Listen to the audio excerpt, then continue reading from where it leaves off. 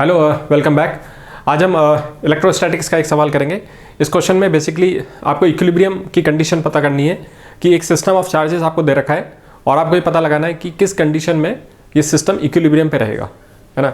Equilibrium का basic मतलब ये होता है कि जो नेट फोर्स है वो जीरो होनी चाहिए। तो आपको जो भी चार्जेस उस सिस्टम में दे रखे हैं, आपको बस ये चेक करना है कि उसमें नेट फोर्स जीरो होती है, कब होगी, है ना। वो कंडीशन अपन को पता करनी है। ओके, एक charge Q is placed at the centre of the line joining two exactly equal positive charges Q, है ना। दो एग्जैक्टली इक्वल चार्जेस हैं, दोनों पॉजिटिव चार्जेस हैं, वो रखे हुए हैं, है ना। और उन दोनों को जोड़ने वाली जो लाइन है, लाइन जॉइनिंग द चार्जेस, उसके बीचों बीच आपने एक चार्ज रख दिया है Q, ठीक है। अब आपसे पूछा गया है the system of the three charges will be in equilibrium if Q is equal to.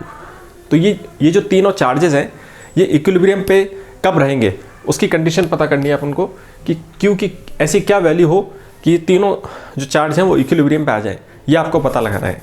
तो आपको बस ये करना है कि हर चार्ज पे ये टेस्ट करना है कि जो नेट फोर्स है वो जीरो कब होगी, ठीक है। आइए पता करते हैं। ओके, तो ये चीज़ आपको दे रखी है, ठीक है। एक चार्ज यहाँ पे रखा हुआ है, सपोज कीजिए प्लस Q चार्ज इधर रखा हुआ है, ठीक है, और एक चार्ज इधर रखा हुआ है प्लस Q, है ना। This is the line joining this two charges, है ना। अब आपने इस सिस्टम को देखा तो अब आप क्या पता लगा सकते हो कि दोनों चार्जेस हैं और इस डिस्टेंस से सेपरेटेड है। तो आपको पता है इलेक्ट्रोस्टैटिक फोर्स लगती है दो चार्जेस के बीच में, दो पॉइंट चार्जेस एक दूसरे के ऊपर क्या लगाते हैं, इलेक्ट्रोस्टैटिक फोर्स। अब क्योंकि ये दोनों प्लस है तो कैसी फोर्स लगाएंगे, अट्रैक्टिव या रिपल्सिव। क्योंकि सेम चार्जेस है तो कौन सी फोर्स लगाएंगे, रिपल्सिव फोर्स लगाएंगे, है ना। ओके, यानी ये जो चार्ज है ये इस पे कहाँ पे फोर्स लगाएगा, इस तरफ फोर्स लगाएगा, है ना। और ये जो चार्ज है इस पे कहाँ पे फोर्स लगाएगा, इस तरफ फोर्स लगाएगा, ठीक है। ये रिपेल कर रहे हैं एक दूसरे को और यानी कि स्टेबल नहीं रहेगी चीज़, दूर चले जाएंगे, है ना। तो अब आपसे ये पूछा गया है कि यहाँ पे एक इसके बीचों बीच एक ऐसा क्या चार्ज रखें अपन कि ये तीनों चार्ज जो है इक्विलिब्रियम पे आ जाए, यानी इस पे तीनों चार्जेस पे नेट फोर्स जीरो हो जाए। अभी फिलहाल तो जीरो नहीं है इस पे, क्योंकि रिपेल होकर उधर जा रहा है, तो इसको इधर से कोई फोर्स नहीं लगा रहा, है ना। अब अपन ने यहाँ पे एक चार्ज लगा दिया, तो आपको एक कंडीशन पता करनी है कि ये इक्विलिब्रियम पे कैसे आएगा, है ना। तो इसको अपन कैसे प्रोसीड करेंगे।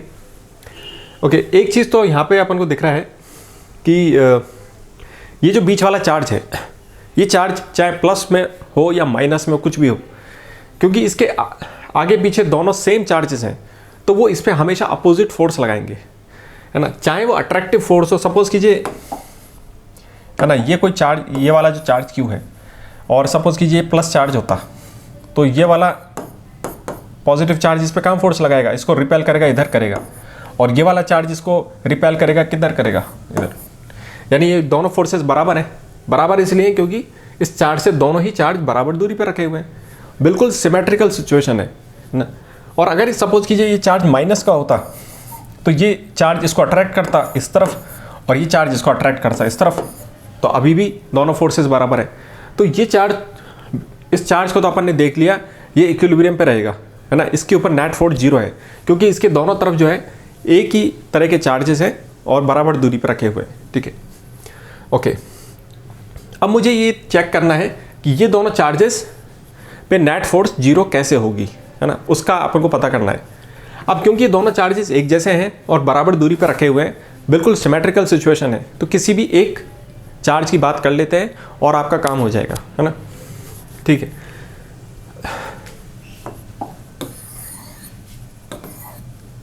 अब अगर इस चार्ज को इक्विलिब्रियम पे रहना है तो इसमें नेट फोर्स जीरो होनी चाहिए, यानी कि कोई ना कोई फोर्स इधर से लगनी चाहिए जो कि इसके अपोजिट डायरेक्शन में उस फोर्स के और स्ट्रेंथ में बराबर हो, इसके बराबर मैग्नीट्यूड की होनी चाहिए फोर्स, है ना। तो देखो, अगर इस फोर्स की डायरेक्शन को इस तरफ रखना है तो यानी ये चार्ज इसको अट्रैक्ट कर रहा है अपनी तरफ। अट्रैक्ट कब करेगा, जब इसका साइन क्या होगा, पॉजिटिव होगा, या नेगेटिव होगा? इन दोनों में से मैं इसका चार्ज का साइन क्या रखूं कि ये अट्रैक्टिव फोर्स लगाने लग जाए? ठीक है ना, आप सोच सकते हो, है ना, क्या होना चाहिए आंसर? माइनस, है ना। ओके, तो आपने पता लगा लिया कि इस चार्ज का साइन माइनस होना चाहिए। ठीक है, आप इसका चार्ज का साइन लगा देते हैं माइनस। ठीक है, ये अपोजिट चार्ज होगा तभी तो अट्रैक्ट करेगा। तो डायरेक्शन तो अपन ने पता कर ली, इसका साइन पता कर लिया। अब इसका मैग्नीट्यूड पता करते हैं। आपने देखा कि इसको अगर रुकना है तो इस फोर्स की स्ट्रेंथ बराबर होनी चाहिए। कम होगी तो भी इक्विलिब्रियम पे नहीं रह पाएगा और ज़्यादा होगी तो भी नहीं रह पाएगा, बिल्कुल बराबर होना चाहिए। ठीक है, अब आप देखिए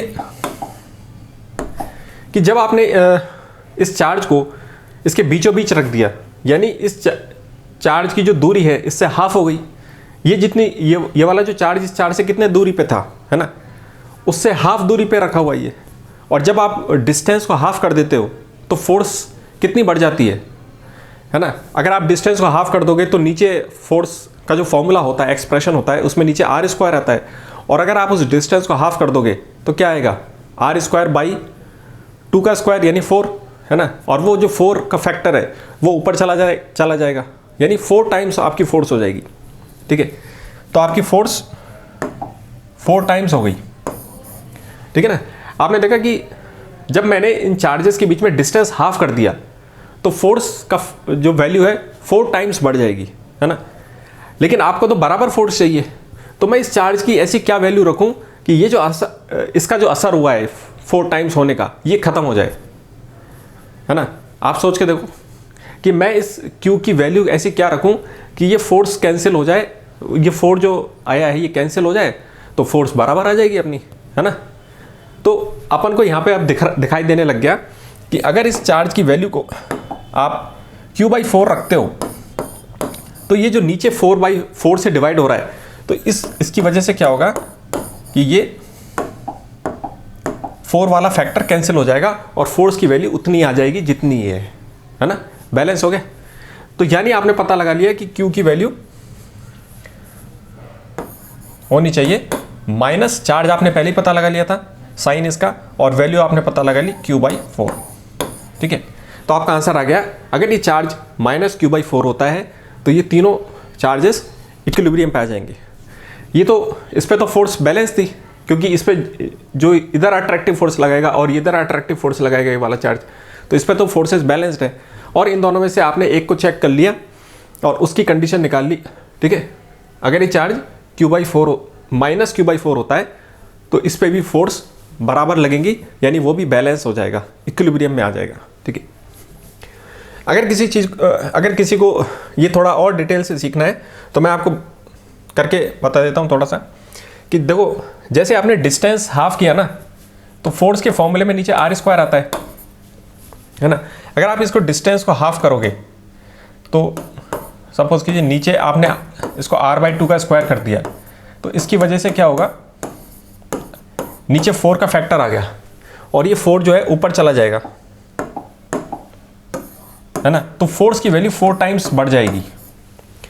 इसके इफेक्ट को खत्म करने के लिए आपने क्या किया, चार्ज की ऐसी वैल्यू चूज की Q/4, ताकि उसके फोर्स से ये वाला फोर्स जो फैक्टर है वो कैंसिल आउट हो गया और फोर्स की वैल्यू अपनी वही रही, है ना। तो आप इस पूरी चीज़ को इसका फिजिकल मीनिंग समझो और इसके बारे में थोड़ी बातें करो अपने आप से कि ये कैसे हो रहा है ना, फोर्स बैलेंस कैसे हो रही है, और बीचों बीच आपने रखा है, सिमेट्रिकल सिचुएशन है ना, कौन किस पे क्या फोर्स लगा रहा है, ये सारी चीज़ें अपने आप से आप बात करोगे तो बेटर पिक्चर इसकी समझ में आएगी और आपको अच्छा लगेगा। क्योंकि ये जो इक्विलिब्रियम के जो क्वेश्चन होते हैं ना, ये वाकई में काफ़ी पजलिंग होते हैं। इक्विलिब्रियम कब आएगा, अनस्टेबल होगा या स्टेबल होगा, ये काफ़ी एक इंटरेस्टिंग क्वेश्चन होते हैं इक्विलिब्रियम वाले, है ना। तो hope you enjoy this problem solving, and भले ही से प्रॉब्लम सॉल्व हो जाए उसके बाद भी उसके बारे में रिफ्लेक्ट करना चाहिए।